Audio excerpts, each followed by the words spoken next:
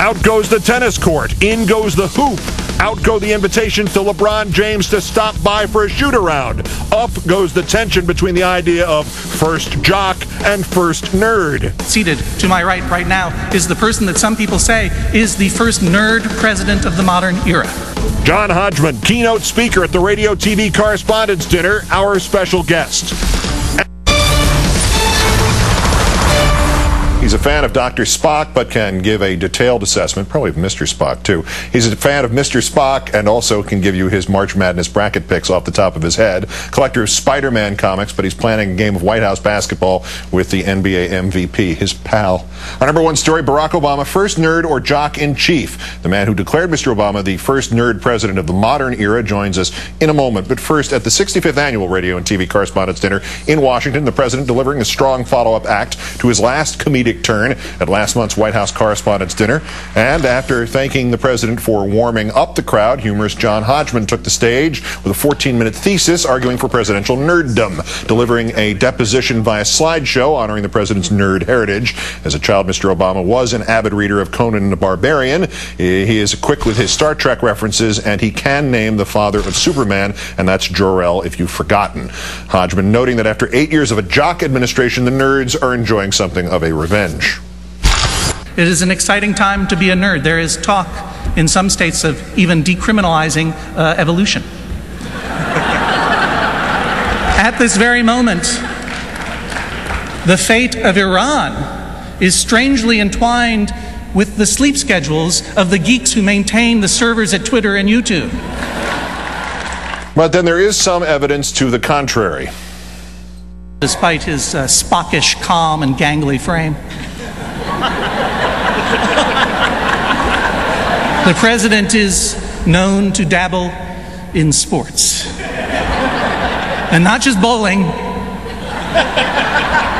but the hard stuff, what they call basketball. What they call basketball, coming soon to a White House near you. Bloomberg News now reporting the South Lawn tennis court is going to become a basketball court. Mr. Obama's first pick for the presidential pickup game. Oh, yeah, Cleveland Cavaliers forward LeBron James. Joining us now, the keynote speaker at the Radio and Television Correspondents Association Dinner, the writer and humorist, John Hodgman. His book, More Information Than You Require, comes out in paperback this fall. Welcome. Thank you very much. It's nice to be here. A pleasure to have you. But this is confusing. I mean, this is a president who is fluent in Vulcan and yet can call up LeBron James and say, how'd you like to christen this court? I hadn't heard that news. He's not exactly calling me over to screen Battlestar Galactica with him this week. He's obviously making up for something, I think. Is he a nerdy jock or a jockey nerd? I think he crosses the streams, to drop a Ghostbusters reference, which is something that's enjoyed by jocks and nerds alike, I think. So, and I think that he has elements of both. I mean, what I was trying to say was that it's not just loving basketball or baseball or whatever the other sports are that you enjoy. It's not just loving nerdy math and science and everything else, but it's a philosophy of certainty and a philosophy of questioning. And you need to have both, I think, in order to govern effectively. And it's okay with me if he wants to play basketball with LeBron James. You know, I don't insist on ideological rigidity. You know, I just want effective government. I think you need both. Well, I'm just wondering, is it appropriate for LeBron James because he appears in a commercial? I mean, it would seem to me that they wouldn't let you into the... it's all. Oh, I see what you're saying. Forget what I'm saying about that. Yes, you know me though. I loathe advertising. Yeah, I know. I was just going to say, in my own, I would never appear in a. Oh, I did. Is there sort of a built-in bipartisanship to an equation in which you have both of these aspects of personality, sports and thinking type stuff? Well, you know, I said that the Bush administration was a jockish administration, and I didn't say it maliciously. I mean, I just think that they proceeded at all time from certainty. They went with gut instincts over complexity. They didn't like bookish rumination, and they were run by a cheerleader.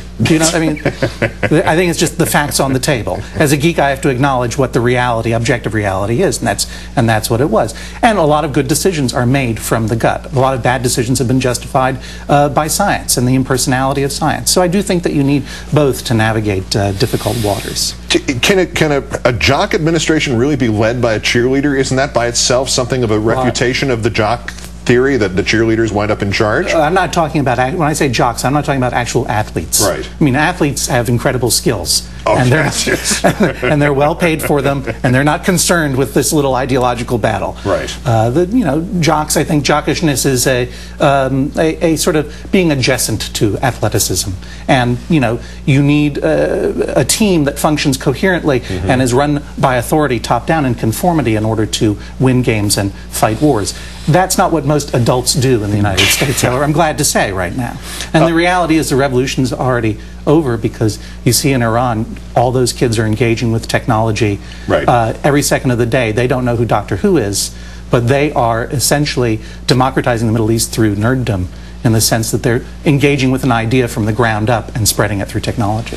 You mentioned that this is the first modern, possibly the first modern nerd president. Right. Are there historical nerd Teddy presidents? Roosevelt was a big nerd. Oh, and not a jock? He was a little. He was With a those little point-to-point marches. What he was a eating frogs for lunch or whatever he did. I know, but he started as a frail, bookish, asthmatic, taxidermy nerd as a child, and he willed himself into jockdom through weightlifting. Yes, exactly so. The strenuous life. He was kind of a self-hating nerd. But that's why we have such an ambivalent relationship, we nerds. But the reality is we don't want just a nerd, I don't think, or a geek president. I think we want someone who can do both. Is there, all right, you made a distinction of this. What is the difference between, I've been called nerd, geek, and dork, and several other synonyms throughout my years. And you're a very sporty fella. Well, I was anyway. Yeah. So at least I was a cheerleader, so to speak.